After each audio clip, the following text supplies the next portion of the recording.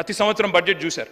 GSDP ఎట్లా పెరిగిందో చెప్పాం, పర్ క్యాపిటల్ ఎట్లా పెరిగిందో చెప్పాం, రెవెన్యూ రిసీట్స్ ఎట్లా పెరిగిందో చెప్పాం. అన్ని మీరు విన్నారు శ్రీధర్ బాబు గారు. మీరు అన్ని విన్న తర్వాత ఇవాళ ఇట్లా అయింది అట్లా అయింది అని మాట్లాడితే ఇది కరెక్ట్ కాదు అధ్యక్ష.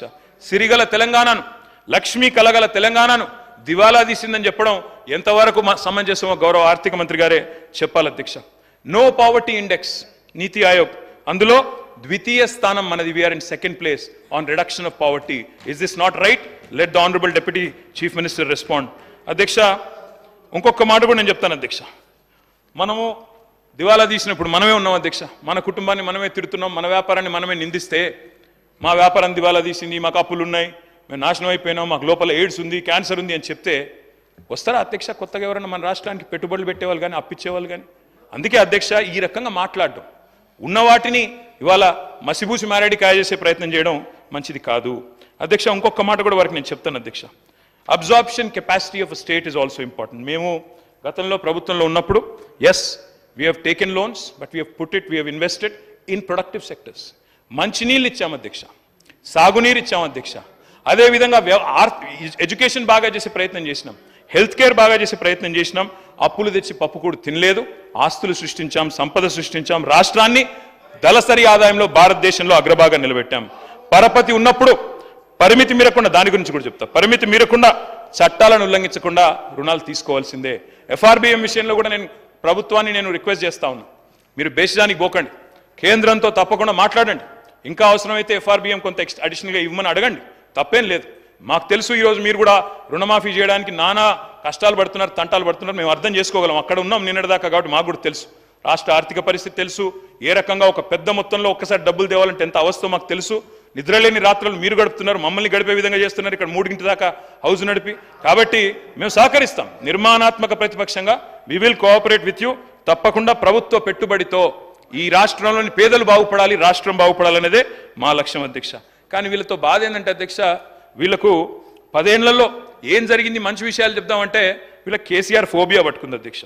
కేసీఆర్ ఆనవాళ్ళు దుడిచేస్తామని చెప్తారు అధ్యక్ష. వీరు చెరిపేయలేని, తుడిపేయలేని, దాచేయలేని ఆనవాళ్ళు కేసీఆర్వి.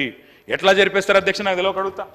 కాళేశ్వరం జలసవ్వడిలో కేసీఆర్, కాకతీయ చెరువు మత్తడిలో కేసీఆర్, భగీరథ నల్లా నీళ్లలో కేసీఆర్, పాలమూరు జలధారల్లో కేసీఆర్, సీతారామ ఎత్తిపోతల్లో కేసీఆర్, గురుకుల బడిలో కేసీఆర్, యాదాద్రి గుడి యశస్సులో కేసీఆర్, విరజిమ్మే విద్యుత్ వెలుగుల్లో కేసీఆర్, మెడికల్ కాలేజీల వైద్య విద్యా విప్లవంలో కేసీఆర్, కలెక్టరేట్ భవనాల కాంతుల్లో KCR, command control centre heights లో కేసీఆర్, మీరు కూర్చున్న సచివాలయపు సౌధపు రాజసంలో KCR, T hub, T works, we hub సృజనలో కేసీఆర్, వ్యూహాత్మక రహదారుల దర్జాలో కేసీఆర్, అంబేద్కర్ విగ్రహ మెరుపుల్లో, ప్రపంచంలోనే అతి పెద్దదైన అంబేద్కర్ విగ్రహ మెరుపుల్లో కేసీఆర్, అమర దీపం ఆశయాల్లో కేసీఆర్.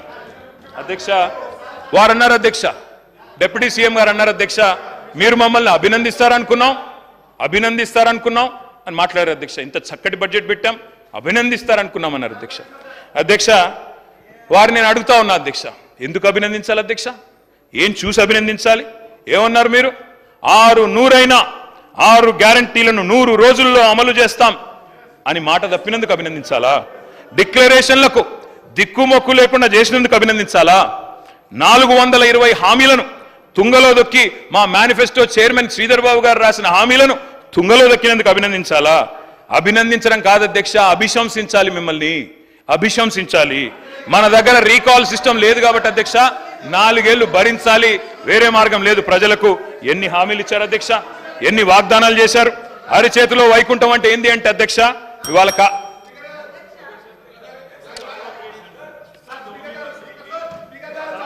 కేటీఆర్ గారు 1 మినిట్